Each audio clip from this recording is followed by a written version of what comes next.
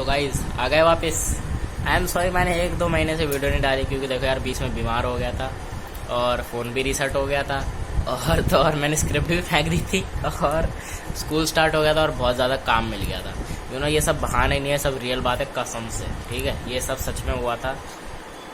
और ये जो वीडियो आप दो लोग देखोगे मेरी आवाज़ नहीं है, ये मैंने अपने एक दोस्त को पकड़ा दी थी ये स्क्रिप्ट लिख के कि भाई ये ले, ये रही स्क्रिप्ट, ये रहा मेरी, ये रे क्या कहते हैं स्क्रीनशॉट, इसे तो अपने हिसाब से एडजस्ट कर और मतलब ना स्क्रिप्ट के हिसाब से और स्क्रिप्ट के हिसाब से एडजस्ट कर, अपनी वॉइस डाल के एडिट करके इसे कर दे। उसने बोला मैं अपनी रियल वॉइस नहीं डालने वाला, मैं इस वीडियो को एडिट नहीं करूँगा, ठीक है। तो मैंने क्या किया कि मैंने उससे बोला कि ये जो यूकट ऐप है जिससे मैं एडिट करता हूँ उस पर वॉइस चेंजर का भी ऑप्शन है, तो उससे अपनी वॉइस चेंज करके डाल दियो। उसने बोला ठीक है तो कर दूंगा, ठीक है। तो उसमें ना क्या कहते हैं, उसने 1 हफ्ते लगाया और मुझे वीडियो बना के दे दी, लेकिन ना उसमें एक गलती कर दी। और बंदा मेरे जैसा तो था नहीं, मैंने बताना भूल गया उसमें मीम भी लगाने और उसने मीम लगाए नहीं। तो आपको ना एक वीडियो ना बिना मीम के देखनी पड़ेगी। उसके बाद जितनी भी वीडियो आएंगी ना मेरी, उन सब में आपको मीम दिख जाएंगे, मीम का तड़का दिख जाएगा, आप हंस हंस के लोटपोट हो जाएंगे।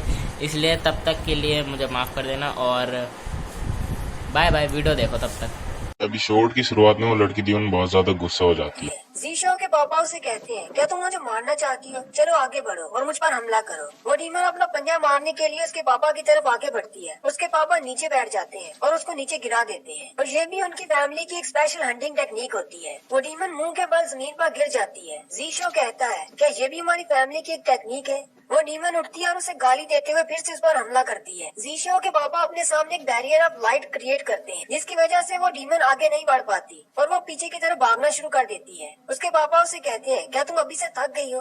वो डीमन भागते हुए उससे कहती है मैं तुमसे इस बात का बदला जरूर लूंगी। जीशो के पापा उससे कहते हैं जीशो ध्यान से देखो, मैं अभी अपनी स्पेशल 5 एलिमेंट्स की बाइंडिंग टेक्निक इस्तेमाल करने वाला हूँ और मेरे पास उसकी फायर पावर है। जीशो के पापा अपनी फायर बाइंडिंग टेक्निक को इस डीमन पर इस्तेमाल करते हैं जिससे उसके कपड़े जल जाते हैं, लेकिन उसके ऊपर एक सुर्ख रंग का किमोनो आ जाता है और वो डीमन जमीन पर गिर जाती है। जीशो के पापा शर्माते हुए आगे बढ़ते हैं और उस पर हाथ रखकर जीशो से कहते हैं तुम्हें ये टेक्निक कैसी लगी। है ना ये हमारी फैमिली की बहुत ही जबरदस्त टेक्निक। इस टेक्निक से न सिर्फ डीमंस वीक हो जाते हैं बल्कि वो बहुत ज्यादा हॉट भी लगते हैं। जीशो उनके सामने शर्मिंदा होकर खड़ा होता है। जीशो के पापा उसे कहते हैं अगर तुम्हें ये टेक्निक अच्छी नहीं लगी तो तुम्हारे ग्रैंडफादर की टेक्निक इससे बहुत ज्यादा अच्छी थी, मैं तुम्हें वो दिखाता हूँ। फिर वो उसी डीमन पर अपनी वाटर बाइंडिंग टेक्निक इस्तेमाल करते हैं जिससे उसके कपड़े और भी ज्यादा चेंज हो जाते हैं और जीशो उसे कहते हैं वाटर बाइंडिंग टेक्निक से डीमंस की मूवमेंट स्लो हो जाती है। फिर उसके पापा उसे कहते हैं अगर तुम्हें ये भी पसंद नहीं आई तो मैं तुम्हें वुड बाइंडिंग टेक्निक सिखाता हूँ। उसी डीमन पर अपनी वुड बाइंडिंग टेक्निक इस्तेमाल करते हैं जिससे उस डीमन के कपड़े गायब हो जाते हैं, सिर्फ उस पर पत्तों की बिगनी रह जाती है। जीशो ये देखकर उनसे कहता है क्या कोई नॉर्मल टेक्निक नहीं है। जीशो के पापा अपनी चौथी टेक्निक इस्तेमाल करते हैं जो कि मेटल बाइंडिंग टेक्निक होती है जिससे उस डीमन के सारे कपड़े गायब हो जाते हैं। जीशो के पापा उसे कहते हैं ये फुल बॉडी इम्प्रिजनमेंट है। जीशो उसे कहता है कि मुझे सिर्फ एक नॉर्मल टेक्निक सीखनी है। उसके पापा उसे कहते हैं मुझे लगता है कि तुम्हें कुछ सेक्सुअल डिसऑर्डर है, तुम मेरी ये सब टेक्निक्स क्यों नहीं सीखना चाहते। जीशो अपने पापा से कहता है आप तो बहुत ज्यादा ठरकी इंसान है और वहाँ से चला आता है। पर यही वजह थी कि जीशो ने अपने पापा की डीमन हंटिंग टेक्निक्स को नहीं सीखा। फिर हमारी स्टोरी प्रेजेंट में आ जाती है। दाजी जीशो से कहती है हनी आपको क्या हुआ, आप कब से मुझे घूर रहे हैं। जबकि जीशो दाजी को देखकर ये इमेजिन कर रहा होता है कि उसके पापा ने उसको कैसे पकड़ा होगा, कौन सी बाइंडिंग टेक्निक इस्तेमाल करके। जीशो दाजी से पूछता है मैंने तुम्हें आजाद करवाया था, तुमने ये बात मुझसे कही थी, तो मुझे ये बताओ मेरे पापा ने तुम्हें पकड़ा कैसे था। दादी उसकी ये बात सुनकर बहुत ज्यादा शर्मिंदा हो जाती है और उसे कहती है तुम्हें अपनी बुक रीडिंग पर ध्यान देना चाहिए, इस बात को छोड़ दो। जीशो उसे देखकर कहता है इसके एक्सप्रेशन देखकर लग रहा है कि वाकई में मेरे पापा बहुत ज्यादा ठरकी थे। फिर वो उस टेक्निक वाली बुक को खोलता है और कहता है चलो जो भी है मेरी लाइफ बहुत ज्यादा इम्पोर्टेंट है, मुझे कोई मैजिकल टेक्निक सीखनी पड़ेगी। फिर वो अपनी स्पिरिचुअल एनर्जी को जगाने के लिए ध्यान लगाने की पोजीशन में बैठ जाता है और अपनी अंदर की एनर्जी को जगाता है। उसके अंदर की स्पिरिचुअल एनर्जी उसके इर्द गिर्द घूमना शुरू हो जाती है। उस बुक में लिखा होता है कि जब तुम अपनी एनर्जी को एक स्टोन के साइज के बराबर कर लो तो उसकी मदद से तुम बाहर की किसी भी चीज को छू सकते हो। जीशो ने अपनी आंखें बंद कर रखी होती है और कहता है चलो देखते हैं मैं किसी चीज को टच कर पाता हूँ या नहीं। वो कहता है चलो मैं मेज पर पड़े हुए कप को टच करता हूँ और उसे हवा में उड़ाने की कोशिश करता हूँ। चलो भाई देखो अब मैं क्या करता हूँ।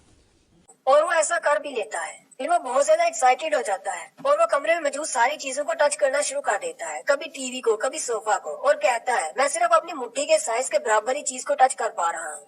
क्योंकि मेरी स्पिरिचुअल एनर्जी अभी बहुत कम है। उसी वक्त उसके फोन पर कॉल आती है। डाजी ने उसका फोन हाथ में पकड़ रखा होता है और उसे कहती है, हनी आपका फोन बज रहा है। जीशो अपनी एनर्जी की मदद से उसके हाथ से फोन लेने की कोशिश करता है, लेकिन उसका हाथ साइड पे होता है और उसकी स्पिरिचुअल एनर्जी सीधी उसकी चेस्ट पे जाकर लगती है। जीशो की क्योंकि आंखें बंद होती हैं, वो इमेजिन करने की कोशिश कर रहा होता है कि ये क्या चीज है। वो कहता है ये तो बहुत ज्यादा सॉफ्ट है। वो बार बार उसे टच कर रहा होता है, लेकिन उसे आइडिया नहीं हो रहा होता कि ये क्या चीज है। डाजी आगे बढ़ती है और उसे कहती है, जीशो थोड़ी देर के लिए रुको। साथ ही वो बहुत ज्यादा शर्मा रही होती है। डाजी उसे फोन देकर कहती है, आपके फोन पर एक मिस कॉल लगी है।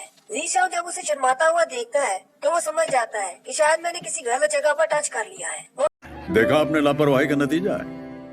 शर्माते हुए अपना फोन उठाता है और उसे कहता है, मैं थोड़ी देर के लिए बाहर जा रहा हूँ, मैं कॉल बैक करके वापस आता हूँ। जीशो खिड़की के पास जाकर कॉल सुनता है। वो उसके बॉस की होती है। उसके बॉस ने जीशो को कल अपनी सैलरी लेने के लिए बुलवाया होता है। वो जैसे फोन सुनकर वापस आता है, डाजी उसे कहती है, क्या आपको ये पसंद है? जीशो उसे कहता है, क्या मतलब, क्या चीज? डाजी अपनी चेस्ट पर से थोड़ा सा कपड़ा हटाकर उसे कहती है, अगर आपको ये पसंद है तो आपको इस तरह छुपकर नहीं देखना चाहिए। आप ये सब कुछ डायरेक्ट भी देख सकते हैं। ये देखते ही जीशो के नाक से खून निकलना शुरू हो जाता है और उसे कहता है, ये सिर्फ एक मिसअंडरस्टैंडिंग थी। नेक्स्ट सीन में दिखाते हैं कि सेंट्रल पार्क में एक शख्स बैठा होता है जो कि फाउंटेन के किनारे बैठकर पानी में दाने डाल रहा होता है। उसी वक्त वहाँ पर स्पाइडर डीमन आती है। उस शख्स का नाम लॉर्ड जीकन होता है। लॉर्ड जीकन उसे देखकर कहते हैं, तुम जख्मी हो, क्या ये डीमन हंटर ने किया है? स्पाइडर डीमन उसे कहती है, नहीं, ये फॉक्स डीमन ने किया है। लॉर्ड जीकन हैरान हो जाते हैं ये तो लेटेस्ट न्यूज है। और उससे पूछते हैं, एक डीमन ने तुम्हारी जी हालत क्यों की? स्पाइडर डीमन उसे कहती है, वो एक डीमन हंटर को प्रोटेक्ट कर रही थी। ये सुनते ही लॉर्ड जीकन उसे कहते हैं, ये तो बहुत ही घटिया बात है। फिर वो उठ खड़े होते हैं और उसे कहते हैं, मेरे साथ आओ। वो उसे एक बंद गोदाम में ले जाते हैं। वहाँ पर एक और शख्स होता है। लॉर्ड जीकन उसे कहते हैं, लिल टून टून, क्या तुम यहाँ पर हो? वो शख्स अपना चश्मा उतारते हुए उसे कहता है, तो तुम हो लिल हुआ। लॉर्ड जीकन गुस्सा हो जाते हैं और उसे कहते हैं, मैंने तुमसे कितनी बार कहा है कि मुझे लिल हुआ मत कहा करो। दूसरा शख्स उसे कहता है, पहले तुम मुझे लिल टून टून कहना बंद करो, फिर मैं भी नहीं कहूँगा। लिल टून टून ने गोदाम में एक शख्स को बांध रखा होता है। लॉर्ड जीकन कहते हैं, क्या ये एक डीमन हंटर है? लिल टून टून अपना पिस्टल उठाता है और उससे कहता है, ये तुम्हारा बिजनेस नहीं है, इससे दूर रहो। कौन है ये लोग, कहाँ से आते हैं ये? फिर वो लॉर्ड जीकन से कहता है, तुम लोग यहाँ पर मुझसे बातें करने के लिए तो नहीं आए, मुझे बताओ तुम लोग यहाँ पर किस लिए आए हो? लॉर्ड जीकन उसे कहते हैं, इस स्पाइडर डीमन के पास कुछ ऐसी इन्फॉर्मेशन है, मुझे लगता है कि वो तुम्हारे बहुत काम की है। नेक्स्ट सीन जीशो के स्कूल का होता है। जीशो अपने बेंच पर लेटा होता है, जबकि उसके साथ डाजी बैठी होती है। पीछे से मोटा लड़का आता है और उसे कहता है, वो आते ही उन दोनों को गुड मॉर्निंग बोलता है। तो मोटा लड़का जीशो को थका हुआ देखकर डाजी से पूछता है, भाभी रात को आप लोग किस वक्त सोए थे? डाजी उसे कहती है, मेरे ख्याल में रात को 3 बजे सोए थे। वो मोटा लड़का डाजी को थम्स अप करता है और कहता है, ब्रदर शो को कहना कि अपने स्टेमिना का ख्याल रखे। शर्म करो, भगवान से डरो, भोसड़ी वालों, भगवान से डरो।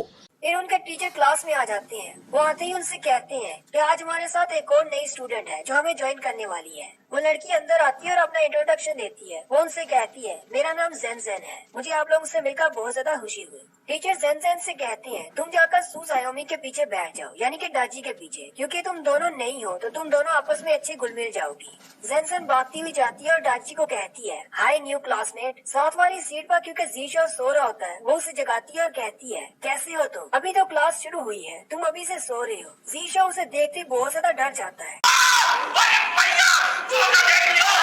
क्योंकि ये वही स्पाइडर डीमन होती है। जीशो उसे देखकर इतना ज्यादा डर जाता है कि वो खिड़की से नीचे कूदने की कोशिश करता है। वो मोटा लड़का उठकर उसको पकड़ लेता है और कहता है, ब्रदर शो कंट्रोल करो, कहाँ जा रहे हो तुम? ये 3रा फ्लोर है।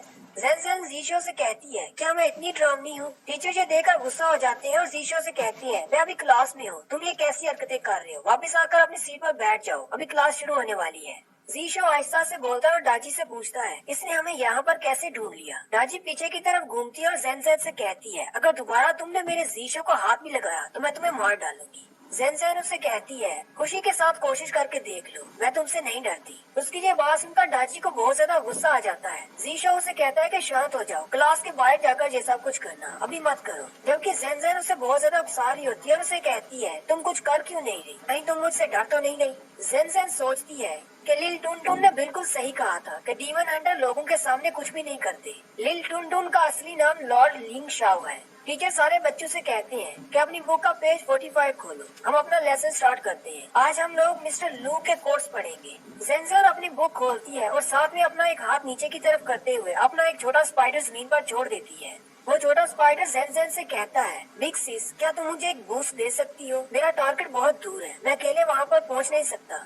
वो उसे अभी एक बूस्ट देने वाली होती है कि उसी वक्त डाची अपनी पेंसिल से उस छोटे स्पाइडर को मार देती है और साथ में हंसते हुए उसे कहती है, सॉरी मैंने अपनी पेंसिल गिरा दी थी। सेंसन गुस्सा हो जाती है और कहती है, जब तक ये फॉक्स डीमन यहाँ पर है मेरा प्लान काम नहीं करेगा। लेकिन कोई बात नहीं, मेरे पास अभी प्लान बी भी है। और यहीं पर हमारी 5वीं एपिसोड का एंड हो जाता है। तो गाइस वीडियो अच्छी लगे तो लाइक कर देना, चैनल पे ना तो सब्सक्राइब कर देना। मैं मिलता हूँ अगले वीडियो में, तब तक के लिए बाय बाय। और हाँ, आज जो हुआ है ना इस वीडियो में, आज के बाद ऐसा नहीं होने वाला कि मैंने अपने दोस्त को पकड़ा दिया, उसने अपनी आवाज़ लगा के एडिटिंग कर दी, वरना मैं ही करूँगा यार। देखो मेरी प्रॉब्लम्स मैं वीडियो के स्टार्टिंग में बता चुका हूँ क्या क्या हुआ था।